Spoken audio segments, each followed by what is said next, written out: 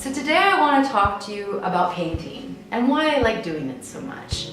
And in fact, there's something that I like to call lessons from the canvas. Pretty catchy, right? And yes, I am wearing Star Wars pajama pants. All of you artists out there will probably already be familiar with them, but here they are.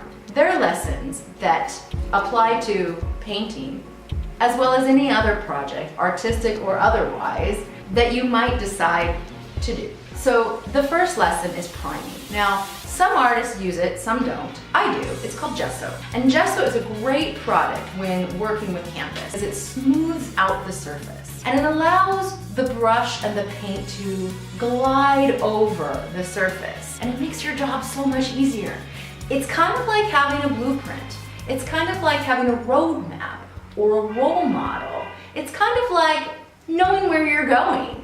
And isn't that what we want with any project that we start? The second lesson is looking at things from different angles. When it comes to painting, sometimes we get so caught up in whatever tiny little corner or area that we're doing at the moment that we sort of lose track of the bigger picture.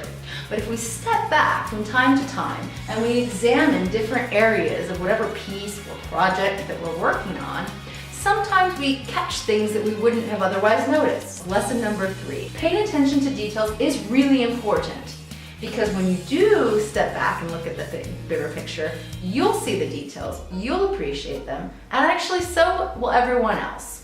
The fourth lesson from the canvas is risk-taking. Now, all of you artists out there will know that you've just got to what you think could be the end of the project. It's almost complete. And you have this crazy idea to add a tree in the middle of it. And you think, but it's already good the way it is. Do I really want to take that risk? Yeah, you do. And here's why.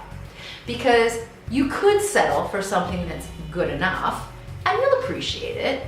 Or you could take the risk and go for something that could be so much better, and then you'll really appreciate it. And yeah, sure, you might screw the whole thing up and that will suck. And you can either somehow work it into the bigger picture, start all over again, or just accept it as a risk that you took. But the risks are always worth it, no matter what project you're working on. And the fifth lesson is investing in material, investing in yourself.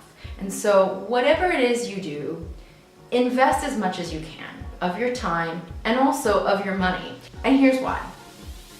I couldn't always afford brushes, and so some of the first paintings that I did were actually with these things. It's like kind of like a long toothpick. Shish kebab. It's a shish kebab stick. And yes, I did actually complete a few paintings with the shish kebab stick, but it's not easy and it's time consuming. And now, as I'm able to afford better quality items, I buy them. I can't afford the very best, but I do spend the money that I can to ensure that the materials that I buy are the best quality that they can, and I take really good care of them. And why it's so important is that when you invest in good material, tools, when you invest as much as you can, 1, you take better care of what you've invested in. 2, the journey is a lot easier, because quite frankly, when you have better tools, everything just seems to be easier. And 3, the end result is going to be a lot better. But you should always, of course, work with whatever you have and not let materials stop you. But if you can invest, you definitely should. And so there's my 5 lessons from the canvas.